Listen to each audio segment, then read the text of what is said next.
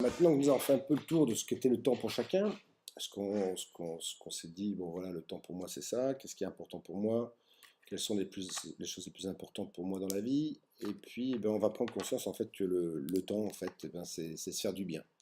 Le temps ne sert qu'à se faire du bien, le temps est une denrée rare, importante, et si on utilise le temps de manière positive, donc on instaure des habitudes quotidiennes de bonheur où on se sent bien et où on a envie de partager avec les autres et bien on se fait plaisir et le temps n'est plus un souci puisqu'on on le remplit pleinement, pleinement. Et le temps n'est fait que pour être rempli d'émotions, pas seulement d'actions.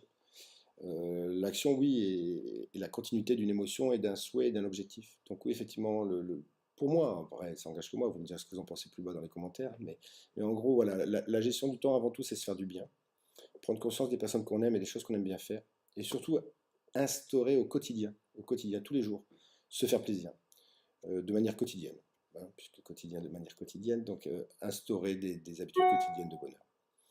Penser et agir positivement, ça c'est déjà très important, parce que sinon le temps est long, donc autant qu'il soit agréable.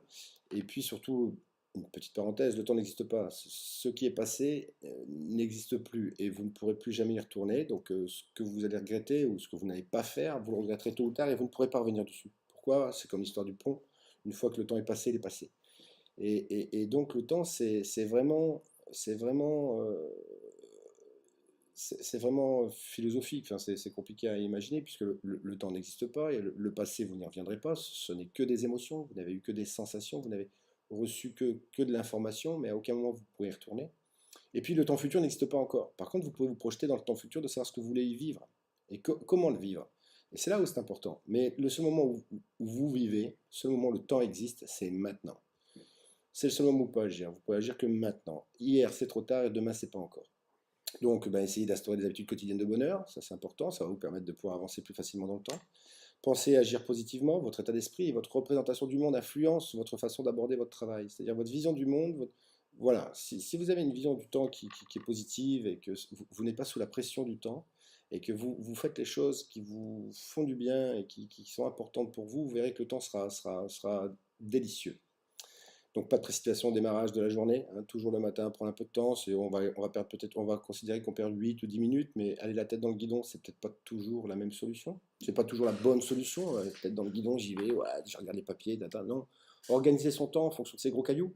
Donc, les gros cailloux, soit je vous l'ai déjà raconté, soit je vais vous la raconter. Donc c'est prioriser un peu ce qui est important pour nous. Et puis surtout voir comment on va s'organiser. Et si on prend un peu de temps, un peu de recul au démarrage de nos journées, on va gagner beaucoup, beaucoup de temps parce qu'on va définir ce qu'on doit faire, comment on va le faire et on va organiser notre temps.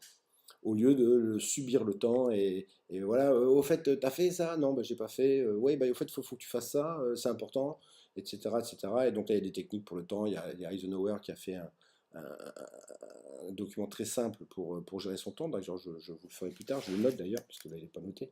Donc, de Eisenhower, et puisqu'il a eu une crise cardiaque, il a dû gérer les États-Unis de manière efficiente. Enfin, donc je vais récapituler. Donc, se faire du bien, c'est important. Instaurer des habitudes quotidiennes de bonheur. Penser et agir positivement. Votre état d'esprit et votre représentation du monde influenceront, quoi qu'il arrive, votre façon d'aborder votre travail. Donc ça, il faut savoir, vous êtes le centre de votre monde. Vous n'êtes pas le centre du monde, mais vous êtes le centre du vôtre.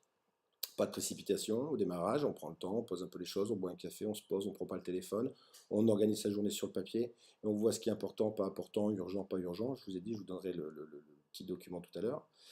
Et puis, quoi d'autre? Ouais, vous profitez pleinement du temps, savourez chaque seconde, chaque minute. Et puis donc pas de précipitation non plus en fin de journée.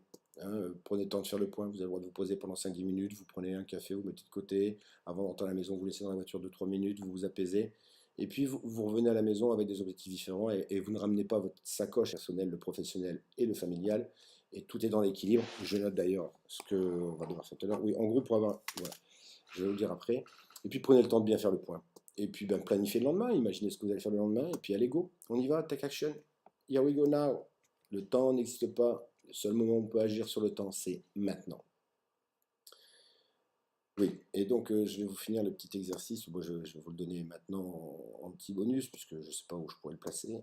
Et oui, donc le temps c'est un équilibre des trois, c'est-à-dire l'équilibre de la vie professionnelle, de la vie familiale et de la vie privée.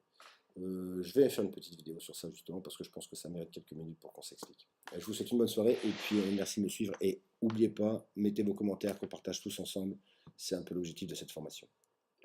Seuls, nous ne sommes pas grand-chose, mais plus nous partageons et plus nous avons un travail en commun, on peut avancer.